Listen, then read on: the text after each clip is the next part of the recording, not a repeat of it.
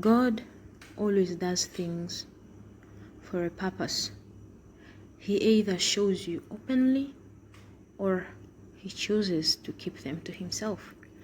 Deuteronomy 29 verse 29. The sacred things belongs unto God, but the things which are revealed belong unto us, unto our children forever, that we may all do the word of the law. God is like a puzzle, very mysterious. Nobody knows the extent of his enormity. He is full of mysteries and privileged insight. These are the wonders of his highness. But that as it may be, in paradise or on earth, God rules, since his ways are unsearchable. One of the wisest men ever in the Bible quoted by divine disclosure, he said in the book of Proverbs 25 verse 2, he said that it is the brilliance of God that covers all things, but the honor of kings is to look out for matters or search for them. God discovers joy in disguising on matters. God is a caretaker of mystery things. He shrouds himself light by nothing, but nothing has escaped him. It is just as those things that are uncovered to us by God that we are allowed to know.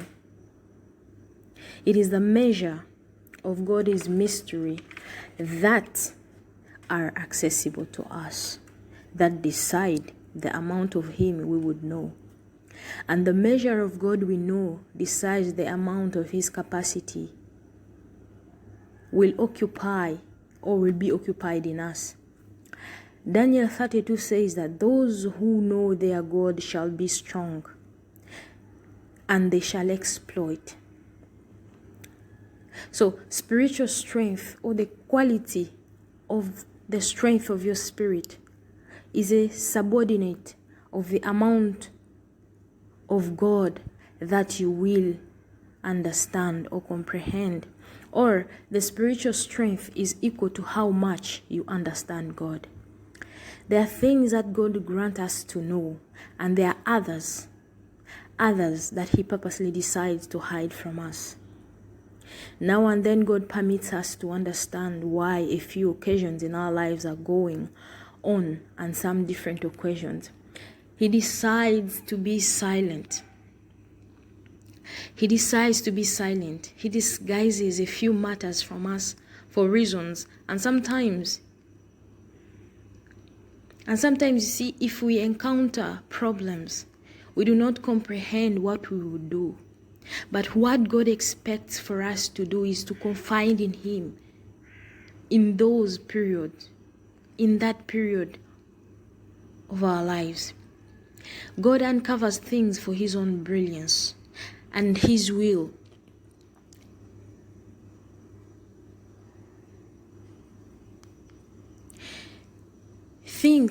Just think, who knows how a child is born?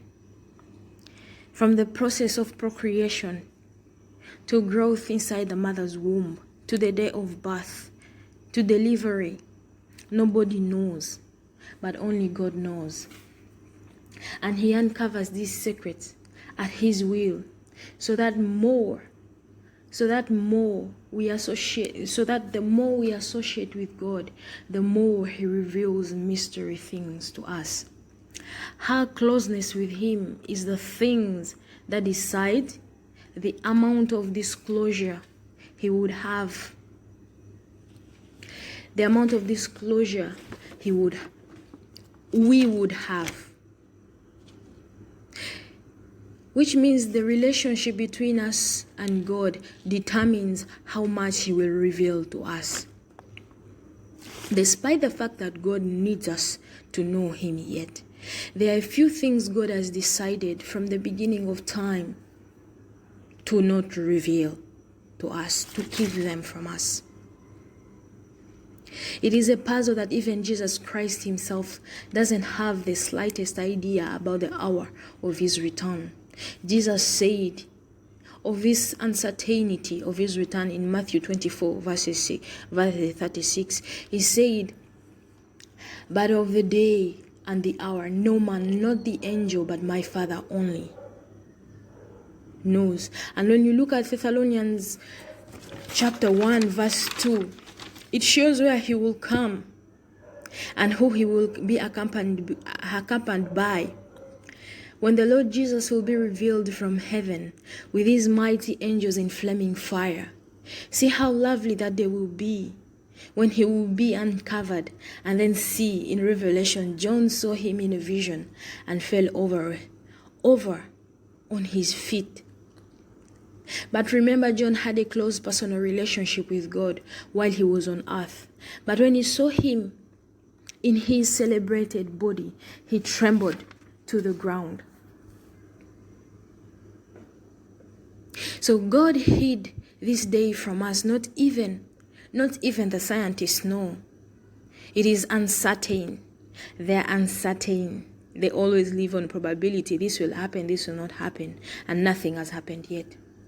The Bible uncovers something for us, bit straightforward, yet in some subjects it is totally quiet. There are a ton of things God has left well enough alone from us, like before creation, in the endless past. Who knows about it? Nobody.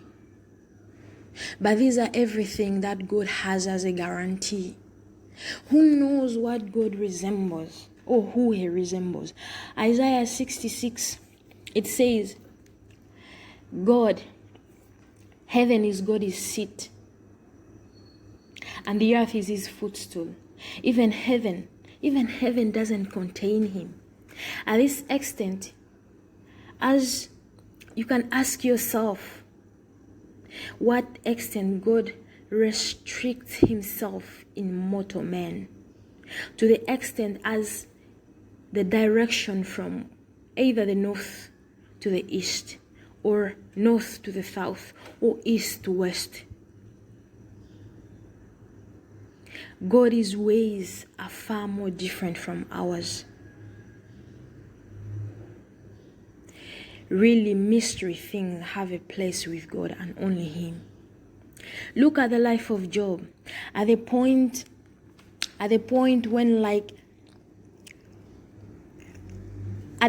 when we experience things we do not comprehend, it is best that we trust in God, just like Job did. And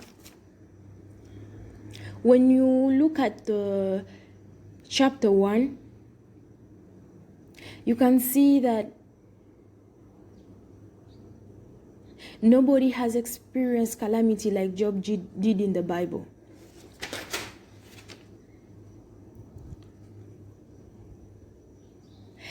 Just all that he experienced over the course. However, God has never explained the motivation behind why everything happened to him. Be it all that he experienced was as a result of a discussion between God and the fiend Satan. When you read Job first, chapter 1, verse 1, it was a time when God's children came to present themselves before God. Satan came forward, and God asked Satan, "Where do you come from?" Satan addressed him, "Lord, from going forward and backward on the earth, strolling to and fro on it." God told him, Have you considered my servant Job? An irreproachable and upstanding man, one who fears God and avoids evil. And Satan told him, haven't you made a fence around him, his family, and all that he has? On each side you have favored and crafted by his hands. His assets have expanded in the land, yet now loosen up your hand and contact all that he has. He will most likely revile you to your face. And the Lord said to Satan, all he has is in your capacity. Just don't lay a hand with the rest of his personnel. So Satan went forth from the presence of God. This discussion is best left to use our lives as the example, the perfect example. There are mysterious things that happen to us, yet we have no slightest clue why they do happen. We need to know why these things are happening to us, why God is permitting these things to transpire. You feel like your back is against the wall. You can't comprehend for what reason these things are happening. You say, I'm a decent individual.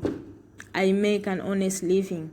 However, when we don't make the sense of it, we need to outright and basically trust in God.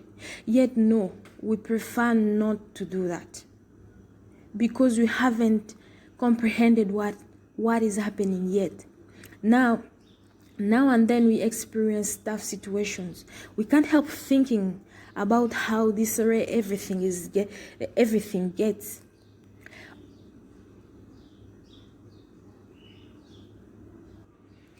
Even when we supplicate, furthermore, it appears as if there is no God.